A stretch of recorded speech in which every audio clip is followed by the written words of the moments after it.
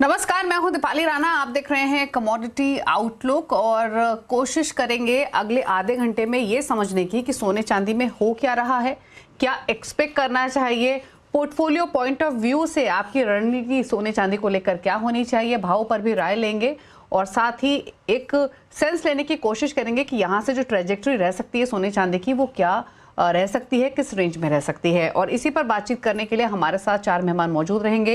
निर्मल Bang securities के VP Kunal Shah, pro intelirate services के founder Dinesh Somani, KD advisory के डायरेक्टर अजय केडिया और पेस 360 के को फाउंडर अमित गोयल हमारे साथ मौजूद हैं। हालांकि अगर सोने चांदी की बात करें तो फंडामेंटल्स अभी भी स्ट्रांग है, भले ही चाहे आज मार्केट में हमने एक वॉल्टिलिटी देखी हो, उथल पुथल देखी हो, लेकिन इकोनॉमिक और जियोपॉलिटिकल अनसर्टेनिटी अभी भी परसिस्ट कर रही है। क्रिप्टो मनी से लेकर सेंट्रल बैंक्स की तरफ से जो डिमांड है वो कंसिस्टेंटली वाइड होते हुए हमने देखी है। डोनाल्ड ट्रंप रिप्लेस करेंगे जेरोम पावेल को, जिनका सेशन मई में एंड हो रहा है, तो किसे लेकर आएंगे उसको भी मार्केट काफी क्लोजली वॉच कर रहा है। तो ये कई सारे फैक्टर्स हैं जिसने कंसिस्टेंटली सपोर्ट किया है बाइंग को और नए ट्रिगर्स भी हमने इमर्ज होते हुए देखे हैं। लेकिन इस बीच एग्जिस्टिंग फंडामेंटल्स के बेसिस पे क्या एक्सपेक्ट करना चाहिए प्राइस मूवमेंट को लेकर, उस पर फोकस करते हैं। अजय जी, पहले आपसे शुरुआत करते हैं। पहले तो आप बताइए कैसे देखते हैं आप एग्जिस्टिंग फंडामेंटल्स को, क्योंकि क्लैरिटी तो अभी भी नहीं है। यूएस ईरान के बीच में भी टेंशन बनी हुई है, यूएस यूरोप के बीच में भी है, डॉलर इंडेक्स का हाल हम देख रहे हैं, तो कुछ भी बदला नहीं है, भले ही चाहे आज के सेशन में हमने थोड़ी सी वॉल्टिलिटी मार्केट्स में देखी हो। नमस्कार दीपाली जी, बिल्कुल आपने राइटली कहा है। जो फंडामेंटल्स है वहां पे कुछ बदला नहीं है। आज भी हम देख रहे हैं टैरिफ के कंसर्न्स बने हुए, जियोपॉलिटिकल कंसर्न्स कंटिन्यू बना हुआ है। डोनाल्ड ट्रंप और फेड चेयरमैन के बीच में जो तनातनी वो पिछले साल से कंटिन्यू चल रही है। बट उसके बावजूद भी अगर हम देखें जो प्राइजेस ने जो जंप किया है, तो हम बोल सकते हैं एक एक फैक्टर जो वेटेज होता है प्राइजेस के अंदर वो अब एग्जॉस्ट होता हुआ दिखाई दे रहा है। तो अनलेस अनटिल कुछ नया पॉइंटर्स नहीं आते तो मुझे लगता है कि थोड़ा सा कैरी ऑन करना बहुत डिफिकल्ट है। एक मार्जिन दूसरे बढ़ने स्टार्ट हो चुके हैं, तो कहीं ना कहीं वैल्यूएशन जो हम देखते हैं कि कोई भी स्टोरी का एक वेटेज होता है, वो वेटेज अब कहीं ना कहीं एक मैच्योरिटी की तरफ दिखाई दे रहा है। हालांकि 5-6 महीने से भी हम देख रहे हैं कि एक के बाद एक नए ट्रिगर सारे जो गोल्ड को सपोर्ट कर रहे हैं। तो मुझे लगता है कि फंडामेंटल अभी भी गोइंग थ्रू आगे कंटिन्यू रहेगा। बट जो एक मस्ट नीडेड एक रिक्वायरमेंट था करेक्शन, वो अब दिखाई देने लगे। 26 तारीख जनवरी में हमारे यहाँ पे छुट्टी थी, बट इंटरनेशनल मार्केट में हमने देखा कि $101 से चांदी ओपन होती है, 118 का लेवल मारती है, फिर वापस नीचे आती है। A movement in a day 17% की गिरावट, 17% की तेजी, और इनफैक्ट कल का भी सेशन ऐसा ही हुआ। तो ये कहीं ना कहीं एक मेनिया का रूप ले लेता है। जो 1980 में हमने जनवरी मंथ में 30% की तेजी गोल्ड में देखी थी, और अब तक हमने गोल्ड में करीबन 28% की तेजी देख चुके हैं। तो मुझे लगता है कहीं ना कहीं एक मस्ट नीडेड एक करेक्शन रिक्वायर्ड है। दैट कुड बी अराउंड 18-20% भी हम देख सकते हैं गोल्ड के केस में। तो थोड़ा सा कॉशियस रहिए। फंडामेंटल में कोई चेंजेस नहीं, बट एक बार प्राइस सेटल्ड होता है, टाइम करेक्शन में आ जाता है, which will give a new chance to reenter. But current level से फोमो जैसी सिचुएशन बनी हुई, तो stay away with this volatility, let market calm down, then again fundamental देखकर we should reenter. Kunal, जिन भी फंडामेंटल्स का अभी हमने जिक्र किया, आपके हिसाब से तेजी के पॉइंट ऑफ व्यू से या फिर करेक्शन के पॉइंट ऑफ व्यू से कौन से सबसे ज्यादा इंपॉर्टेंट है? आई थिंक अभी आप देखेंगे तो गोल्ड और सिल्वर में कल मॉर्निंग से लेके दोपहर तक एक बड़ा असमंजस का माहौल हो गया था, जहां पे नॉन स्टॉप गोल्ड में हमने 500 $550 की रैली आते हुए देखी इन स्पैन ऑफ 3 डेज।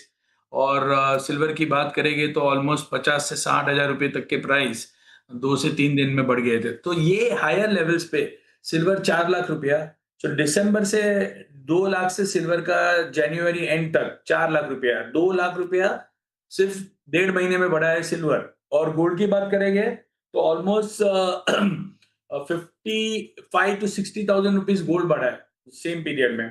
तो मुझे लग रहा है ये रैली कहीं ना कहीं एग्जॉस्ट होती हुई नजर आ रही है मुझे।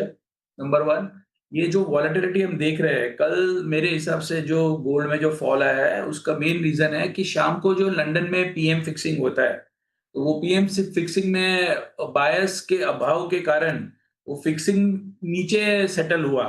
तो एक्चुअल आप इवन इंस्टीट्यूशनल पार्टिसिपेशन देखेंगे तो वो भी ये लेवल पे कंफर्ट जोन नहीं है किसी का। आज $5,600 पे कोई गोल्ड बाय करने जा रहा है तो उनका भी कंफर्ट लेवल है ही नहीं वो लेवल पे। तो एक चीज तो बहुत 100% तय हो गई है, इवन दो ईरान का यूएस का कोई टेंशन होता है या आगे जाके कुछ भी होता है, तो ये सब लेवल्स 5,600 के ऊपर जाना शॉर्ट टर्म में डिफिकल्ट लग रहा है। कोई भी ईरान के वॉर के कारण भी कोई भी स्पाइक आती है गोल्ड में, तो वो सस्टेन नहीं होगी, ऊपरी स्तरों से बिकवाल ही आएगी। सो नियर टर्म में गोल्ड का आउटलुक सेल ऑन राइज का हो गया है, और मुझे ऐसा लग रहा है कि गोल्ड और सिल्वर दोनों में शॉर्ट टर्म के लिए तेजी में एक ब्रेक आ गई, उछाला आता रहेगा, वो उछाले पे बेचना चाहिए, और मुझे नहीं लग रहा है कि यहाँ से कोई लंबी तेजी का रुझान शॉर्ट टर्म में आएगा। लॉन्ग टर्म अभी भी कोई फंडामेंटल बेरिश नहीं है गोल्ड के लिए, और सिल्वर मुझे 4 लाख रुपए में यहाँ से सस्टेन होना बहुत डिफिकल्ट लग रहा है। सो दोनों कमोडिटी में सेल ऑन राइज की रणनीति अपनाइए। डिमांड डिस्ट्रक्शन ऊपरी स्तरों पे हो रहा है, डिमांड ऊपर के लेवल पे आ नहीं रही है, तो भले कितने भी स्ट्रॉन्ग फंडामेंटल हो, नियर टर्म में इसका बढ़ना डिफिकल्ट है। कुणाल, बिल्कुल जो फंडामेंटली आपने बात कही वो तो बिल्कुल ठीक है। हालांकि बुलियंस इन व्यूज को अब तक ऑब्लाइज करते हुए दिखाई नहीं दिए हैं, क्योंकि आप देखिए जनवरी के शुरुआत में भी चांदी जब 2-2.25 लाख की थी तब भी कंफर्ट नहीं था, सोना जब 1.30-1.40 पे था तब भी कंफर्ट नहीं था, और वहां से देखिए कहाँ हमने लेवल्स आते हुए देखे हैं। बट आपने जो बात कही वो इंपॉर्टेंट है, तो आपसे लेवल्स पर मैं बात करूंगी, जानूंगी कि आपके जो रेंज रहेगी सोने और चांदी के लिए वो क्या रहेगी, क्योंकि करेक्शन हर कोई एक्सपेक्ट कर रहा है, लेकिन क्या वो करेक्शन टिकाऊ होगी, क्या ट्रैजेक्टरी यहां से सोने चांदी की अब बदल चुकी है, ये बहुत इंपॉर्टेंट है। इस पर मैं आपसे बात करूंगी, लेकिन दिनेश तुमानी भी हमारे साथ बने हुए हैं, अमित गोयल भी हैं। दिनेश जी, आपका व्यू क्या है प्राइसेस को लेकर? आपको लगता है कि जिस तरीके की वॉल्टिलिटी आज हमने मार्केट्स में देखी ये सस्टेन करेगी, इसके लिए प्रिपेयर रहना चाहिए, मूव्स इस तरीके के ही वाइल्ड अब यहां से देखने को मिल सकते हैं? बिल्कुल दीपाली जी, जनवरी 2025 में 86,000 के रेट हुआ करते थे सिल्वर, वहां से 5 गुना बढ़कर ये 4,20,000 के आसपास आ गए। निश्चित तौर से वोलेटिलिटी बिल्कुल ज्यादा बढ़नी ही चाहिए, क्योंकि जो काउंटर 5 गुना बढ़ गया है उसका 1% भी करीब करीब मेरे हिसाब से 4,000 के आसपास होता है, और 10% 40,000 के आसपास होता है। तो 5 गुना बढ़ने के बाद निश्चित तौर से इतनी वोलेटिलिटी जो बियर कर सकता है वही मार्केट में पार्टिसिपेट करना चाहिए। सेकेंडली, मुझे लगता है कि इतनी जो हमेशा हम कहते हैं कि रैलीज ओवरडन, रैलीज ओवरडन, ये 2 लाख, 2.25 लाख, 2.5 लाख तक भी हमने ये कहा था कि रैलीज ओवरडन, लेकिन ये 4,20,000 तक पहुंच गई है। निश्चित तौर से इन लेवल्स पर ट्रेड करना या फिर बुलिश व्यू रखना थोड़ा सा घातक साबित हो सकता है। एक करेक्टिव फेज का निश्चित तौर से इंतजार करें। मुझे लगता है कि 3,20,000 से 3,35,000 ये लेवल सिल्वर का कहीं ना कहीं कंफर्ट जोन बनेगा। मतलब $102 जो इंटरनेशनल मार्केट है वहां पर प्राइसेस दोबारा सपोर्ट लेंगे, और वहां से हमें दोबारा एक नई रैली देखने मिल सकती है। वहीं अगर मैं गोल्ड की बात करूं तो मुझे लगता है कि जो स्प्रेड था जो नियर मंथ और नेक्स्ट मंथ में वो बहुत ज्यादा था, वो स्प्रेड कहीं ना कहीं स्क्वीज होता हुआ नजर आता है मुझे।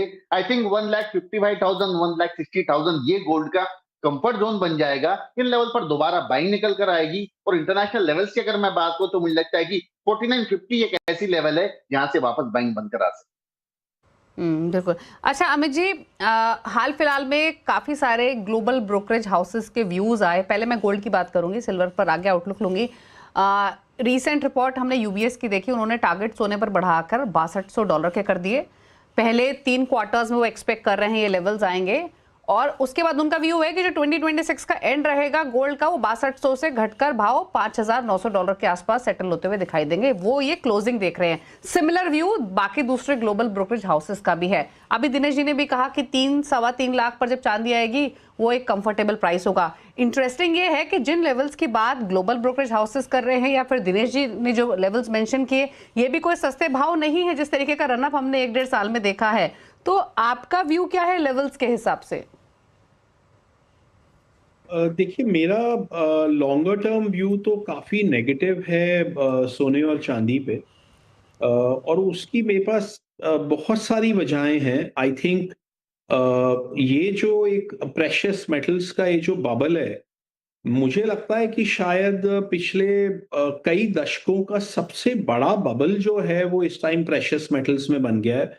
मैं इनको 25-26 साल से मैं ट्रेड कर रहा हूँ, और मैंने इस तरीके की फ्रेंजी, इस तरीके का प्राइस एक्शन जो है मैंने पिछले 25-26 साल में ना देखा, और ना ही उससे पहले की हिस्ट्री में कभी हमने इस तरीके की चीज देखी या सुनी है। सो इट इज फंडामेंटली बहुत ही मुश्किल है ये जस्टिफाई कर पाना कि जो यहाँ पे प्राइस मूव्स हुए हैं। अगर मैं ईटीएफ की बात करूं तो सिल्वर ईटीएफ में 872 मिलियन आउंसेस ग्लोबल ईटीएफ में टोटल आउंसेस इन्वेस्टेड थे, जो कि 825 रह गए हैं। तो ईटीएफ में जिसकी लोग बात करते हैं कि बहुत पैसा ईटीएफ में जा रहा है, एक्चुअली ईटीएफ होल्डिंग्स जो चांदी की हैं वो इन टर्म्स ऑफ क्वांटिटी वो जो है पिछले 2 महीने से भी ज्यादा की जो है लोएस्ट फिगर पे हम लोग आ गए हैं। तो आई थिंक ये स्पेक्युलेटिव है, ये फ्रेंजी है, ये डिलीवरी बेस्ड बाइंग अब नहीं है, ये यहां पर जो है टोटली हम स्पेकुलेशन के दायरे में चले गए हैं। मगर जब ये इस तरीके के बबल्स इन्फ्लेट होते हैं तो उनको ये प्रिडिक्ट करना कि वो एग्जैक्टली किस पॉइंट से वो एकदम ढह जाएंगे, ये प्रिडिक्ट करना बहुत मुश्किल है। तो ये हो सकता है कि इनमें वॉलेटिलिटी रहे, हो सकता है इसमें बीच बीच में रैलीज आती रहें, मगर आई थिंक अगर आप मेरे से पूछेंगे कि आज से 2 साल बाद गोल्ड या सिल्वर क्या होंगे, तो मैं यहां से बहुत कम लेवल्स मैं सोचूंगा। मुझे सिल्वर में जो भी पीक या तो लग गया है कल $121 का, और या हो सकता है नहीं लगा हो और ये दोबारा उसको सरपास करे, बट जो भी पीक लगेगा सिल्वर का, आई थिंक वहां से आप मिनिमम 60 to 70% तो फॉल आप एज्यूम करके चलिए कि आने वाले 2 साल में होएगा, जब ये फ्रेंसी खत्म होएगी।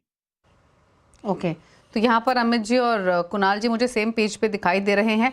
मैं आप दोनों से अब लेवल्स जरूर पूछूंगी, लेकिन अजय केडिया जी कुछ ऐड करना चाहते हैं। अजय जी बताइए। मैं बिल्कुल अमित जी की बात से सहमत हूँ। जैसे हम देखते हैं कि there are two traders in the market. एक इन्वेस्टमेंट होता है, एक कंज्यूमर होता है। कंज्यूमर जैसे शादी ब्याह में जो ले रहा है उसको कोई भी भाव का ज्यादा फर्क नहीं पड़ता, बिकॉज वो एक लॉन्ग टर्म के लिए कंजम्पशन के लिए ले रहा है। लेकिन अगर आप इन्वेस्टमेंट की बात करते हैं, जैसे दिनेश जी ने भी कहा कि मैं 1.5 लाख पे आया तब हम देख रहे थे कि ये फिज आउट हो चुका है मार्केट, बट अभी की जो रैली बनी है वो ऐसी बनी हुई है, वो पैराबोलिक जैसी। और हमने इतिहास देखा है 1980 में भी जब गोल्ड क्रैश किया था तो अगले 10-12 साल तक मार्केट बिल्कुल उठा ही नहीं है। चांदी का केस है, $5 से चांदी चलती है जून 1977 में, और 1980 में हम $50 देखते हैं। वहां से जब क्रैश होता है तो वापस $6 पे जाके रुकता है। और सबसे बड़ा रिस्क जो कमोडिटी में होता है वो रिस्क ऑफ सब्सटीट्यूशन होता है। आज हमने प्लेटिनम के केस में 2008 में देखा $2300 से $650। डायमंड के केस में हमने देखा चेंज हुआ। और अभी रिसेंटली एक रिपोर्ट भी आई थी, लॉन्गी करके चाइना की सबसे बड़ी सोलर मैन्युफैक्चरिंग कंपनी है, वहां पे उन्होंने कहा था कि we are looking for copper. तो कमोडिटी में सबसे बड़ा रिस्क होता है रिस्क ऑफ सब्सटीट्यूशन। और ईटीएफ बायर्स अगर यहाँ से प्रॉफिट बुक करना स्टार्ट करते हैं और दूसरे एसेट क्लास पे जाते हैं तो आई थिंक एक बड़ा करेक्शन देख सकते हैं। तो यहाँ पे एक करेक्शन बिल्कुल ड्यू है, और कभी भी ऐसा करेक्शन आता है तो 2-4 साल तक वापस वो उठने के लिए बहुत समय लगाता है। बट हैव टू सी कि जियो पॉलिटिकल टेंशन, सेंट्रल बैंक की बाइंग, ये सब चीजों भी चल रही है। बट यहाँ से ये जरूर है कि पैसा नहीं बन सकता है बुलियन में 2026 में। चलिए, इंटरेस्टिंग है। फाइनली इनफैक्ट हाल फिलहाल में जितनी चर्चा हमने सोने चांदी पर की है, पहली बार एक कॉन्फिडेंट कंसेंसस व्यू हमें एक्सपर्ट्स की तरफ से मिल रहा है, जो कि अब इस तेजी पर भरोसा नहीं कर रहे हैं। हम बात करेंगे लेवल्स की, हम बात करेंगे पोर्टफोलियो कॉम्पोजिशन की भी, लेकिन फटाफट से रुक रहे हैं एक ब्रेक के लिए। ब्रेक के बाद आपका स्वागत है। आप देख रहे हैं कमोडिटी आउटलुक हम ले रहे हैं सोने और चांदी पर। हमारे साथ कुणाल शाह हैं, दिनेश सोमानी हैं, अजय केडिया हैं और अमित गोयल बने हुए हैं। कुणाल जी, चलिए फाइनली लेवल्स पर आते हैं। अब जैसे आपने कहा कि अब आपको तेजी पर भरोसा नहीं है, यहाँ से गिरावट देखने को मिलेगी, तो हम ऊपर नीचे के लेवल्स आपसे समझना चाहेंगे फॉर 2026। सोने और चांदी में क्या आप एंटिसिपेट कर रहे हैं? I think at least for the first half ये जो हमने कल हाई बनते हुए देखे हैं वो रिविजिट करना डिफिकल्ट लग रहा है। सो एमसीएक्स पॉइंट ऑफ व्यू से, इंडियन पॉइंट ऑफ व्यू से, I am not considering duty hike होती है तो वो मैं कंसिडर नहीं करता हूँ अभी। बट ये जो 4.25 लाख जो चांदी है वो मुझे लग रहा है क्वाइट टॉपिश। और on the down side, okay, I will not be surprise that if silver goes down to around $85 to $90, $90 के आसपास जाता है तो मैं सरप्राइज नहीं होऊंगा। और जहां तक गोल्ड की बात करेंगे तो गोल्ड भी मुझे लग रहा है ये जो 5,600 का जो स्तर है वो टॉपिश है, at least for the first half. और ऑन द डाउन साइड 4,800 तक के लेवल आपको गोल्ड में देखने मिल सकते हैं। तो इसमें मैं ऐड करना क्या चाहूंगा कि जो भी हम लोग ये जो पोजीशनिंग देख रहे हैं और ये जो भी वॉलेटिलिटी देख रहे हैं, this is a classical sign of distribution. कोई भी कल हमने देखा था जब गोल्ड का फॉल आया था, गोल्ड में ऑलमोस्ट $400 का फॉल आया था in span of what 35 minutes. So $3.5 trillion wipe off हो गया है। सो सबसे सेफ हेवन इंस्ट्रूमेंट है वर्ल्ड का, दैट इज गोल्ड। और अगर गोल्ड में आधे घंटे में $3.5 ट्रिलियन वाइप ऑफ होते हैं, तो you should understand that something is not right. And when something is not right और डिमांड नहीं आ रही है, और then I think the market prices should correct going forward. So I think we have seen the best, and हमें वो best के mindset से निकल के we should prepare for healthy correction in both the commodities. And I am expecting अभी भी कोई भी ईरान पे अटैक हो गया तो फिर से बढ़ता है, तो वो टाइम पे भी आपको एग्जिट करना चाहिए नया लॉन्ग एग्रेसिव ऐसा सोच के कि ये 7,000। अभी आप देखिए ना, रिपोर्ट आ रही है सब $8,000 की, $9,000 की। जैसे अभी भी कोई डॉलर का चलन कम हो गया है, पर ये डी डॉलराइजेशन जो प्रोसेस है वो कोई 6 महीने में यूएस डॉलर का चलन फाइनेंशियल सिस्टम में से बंद नहीं हो जाने वाला है। तो ये सब जो पेस से चल रहा है, वो पेस को देखते हुए थोड़ा जस्टिफाइबल नहीं लग रहा है, और इसी वजह से मैं शॉर्ट टर्म में बुलिश नहीं हूँ। ओके दिनेश जी, आपने सिल्वर की तो बात की, 3-3.25 लाख की आप बात करते, रिवाइज करना चाहेंगे अपने लेवल्स? क्या रेंज आप देख रहे हैं 2026 के लिए गोल्ड सिल्वर दोनों में? जी, मुझे सेम लेवल्स मैं मेंटेन रखूंगा। 3,20,000 3,25,000 के आसपास में लेवल मुझे लगता है कि वहां पर दोबारा रिन्यूड बाइंग निकल कर आ सकती है। जो एक मोमेंटम बना है वो इतना जल्दी थमता हुआ नजर नहीं आता है मुझे। At least for the first half of the year मुझे लगता है कि मई तक की तेजी जारी रह सकती है। उसके बाद शायद मोमेंटम स्लो हो जाए और उसके बाद में ये करेक्टिव फेज में चला जाए। तो I think 320 325 that would be the comfortable level. वहां से प्राइसेस दोबारा ऊपर मूव कर सकती है। और साथ ही साथ अगर गोल्ड की बात करो तो मुझे लगता है कि 1,55,000 से 1,60,000 का ये जो दायरा है, ये कंफर्ट जोन में आएगा, वहां से प्राइसेस में इजाफा हो सकता है। ओके अजय केडिया जी, आपकी राय क्या रहेगी अब लेवल्स पर? दीपाली जी, बचपन में हमने कहानी सुनी थी कि कुल्हाड़ी नदी में डालेंगे लकड़ी की तो वो चांदी की बनकर आती है, दूसरी बार डालेंगे तो सोने की बनकर आती है, और तीसरी बार डालेंगे तो गायब हो जाती है। तो मुझे लगा एज ए इन्वेस्टर बुलियंस के लिए थोड़ा स्टे अवे रहिए। हाँ, ईरान का कंसर्न चल रहा है, स्ट्रक्चर बाइंग है, टैरिफ है, ये सब चलेंगे। यहाँ से नए लेवल रिवाइज होकर आपको 6,000 6,500 भी दिखेंगे। But I am expecting at least 18 to 20% correction in gold, और चांदी में एटलीस्ट 35% to 40%। ये इतिहास दिखाता है कि कभी भी ऐसा फोमो बनता है तो इतना करेक्शन रहते हैं। तो I would stay away for buying as a investor, buying नहीं। हाँ, ट्रेडिंग के पॉइंट ऑफ से आप बाय कीजिए, $100-200 बढ़ा निकल जाइए, वो अलग पार्ट है, but stay away from Boolean for first half of 2026 at least. Okay अच्छा अमित जी, आपने अगले 2-3 साल 4 सालों का तो व्यू दिया सिल्वर पर, स्पेशली आपने कहा कि 50-60% भी यहाँ से करेक्ट हो जाए तो हैरानी नहीं होगी। मैं अगर 2026 की बात करूँ, अगले 1 साल की बात करूँ, तो आपके लेवल्स क्या रहेंगे सोने और चांदी दोनों पर, जो आप एज्यूम करके चल रहे हैं, एंटिसिपेट कर रहे हैं एक रेंज के पर्सपेक्टिव से? मुझे ऐसा लगता है कि देयर इज अ 80% प्रोबेबिलिटी है कि पीक आउट सोना और चांदी दोनों ही पीक आउट कर चुके हैं। 20% प्रोबेबिलिटी है कि ये डॉलर टर्म्स में इन हाइज को सरपास कर देंगे आने वाले कुछ दिनों में या हफ्तों में। ये जो कुछ भी होना है ये बहुत नियर टर्म में होना है। ये रैली जो है अब ऐसे पड़ाव पे आ चुकी है कि ये बियॉन्ड अ पॉइंट जो है ये स्पेकुलेटिव फ्रेंसी सस्टेन नहीं हो सकती है। सो 80% प्रोबेबिलिटी है कि पीक लग चुके हैं। 20% प्रोबेबिलिटी है कि नियर टर्म में आप ये पीक्स को जो है वो क्रॉस होता देखेंगे। और ये जो है मुझे लगता है कि जो गोल्ड का जो अप्रैल कॉन्ट्रैक्ट है और जो चांदी का जो मई कॉन्ट्रैक्ट है, प्रोबेबली यहां पर पीक लगने की मुझे प्रोबेबिलिटी की लग चुकी है, वो और भी ज्यादा लग रही है, क्योंकि इंडियन मार्केट जो है वो टोटली मिसअलाइंड है ग्लोबल मार्केट से। अगर आप पैरिटी की बात करें तो यहाँ पे सोना और चांदी के जो अप्रैल और मई के जो कॉन्ट्रैक्ट्स हैं वो ग्लोबल पैरिटी से 6-8% ऊपर चल रहे हैं। सो आई थिंक बहुत हाई प्रोबेबिलिटी है कि ग्लोबली अगर हम हाई के नजदीक भी पहुंचे तो यहाँ पे हमारे पीक लग चुके हैं। मुझे अगले 2-3-4 महीनों में यहाँ से कम मुझे कोई 10-15-20% की करेक्शन दिखती है। और अगर मैं 1 साल की मैं बात करूं तो जो भी हाइज अभी लग रहे हैं या लग चुके हैं, यहां से विद इन 1 ईयर में आपको 30-35% करेक्शन बाय जनवरी 2027 तक आपको देखने को मिलनी चाहिए। ओके कुणाल, एक फाइनल कमेंट आपका इन्वेस्टर पॉइंट ऑफ व्यू से, क्या स्ट्रैटेजी इन्वेस्टर्स की होनी चाहिए जिनका ऑलरेडी एलोकेशन गोल्ड सिल्वर में है अलग अलग सोर्सेस के थ्रू? क्योंकि हमने देखा एलोकेशन लोगों ने बढ़ाया, पहले कहते थे 5-7% सोने चांदी में रखना चाहिए, लेकिन इस समय लोगों ने एलोकेशन बढ़ाकर 10-15-20% तक किया। म्यूचुअल फंड्स में मल्टी कैप फंड्स अगर आप उठाकर देखेंगे वहां 15-20% का एक्सपोजर फंड मैनेजर्स ने किया। क्या ये समय है उस एलोकेशन को वापस ट्रिम करने का? Absolutely. So with every rise in price, even from now, or if it doesn't come, I think this is a time where you should reduce the exposure. The sanity should prevail, and the way we've seen the run up lately, I think it is a clear indication, classical example of any asset class showing a signs of जो pace में safe haven instrument बढ़ रहा है, that itself, सो आज पूरा world का financial monetary system collapse हो जाने वाला है, ऐसा फीलिंग गोल्ड दे रहा है पूरे वर्ल्ड को।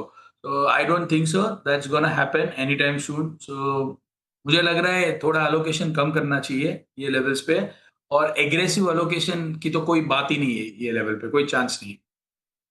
ओके चलिए, तो ये समय नए निवेश का नहीं है, बल्कि अगर मुनाफे में है तो उन पोजीशंस को हल्का करने का है। सोने चांदी में कॉशियस रहिए, उछाल आ सकता है, लेकिन उस उछाल को आपको यूटिलाइज करना है एग्जिट करने के लिए। नई खरीदारी लंबी अवधि के पॉइंट ऑफ व्यू से एडवाइजेबल फिलहाल नहीं है। शुक्रिया हमारे चारों मेहमानों का आने के लिए शो में और एक क्लैरिटी हमारे व्यूअर्स को देने के लिए, जहां इतना कंफ्यूजन है, इतनी एप्रीहेंशंस है कि सोने चांदी में आखिरकार करना क्या है। आई होप इस शो के जरिए वो क्लैरिटी उन्हें मिली होगी। Thank you Kunal, Dinesh, Ajay and Amit, आप चारों का ही इस खास शो में हिस्सा लेने के लिए।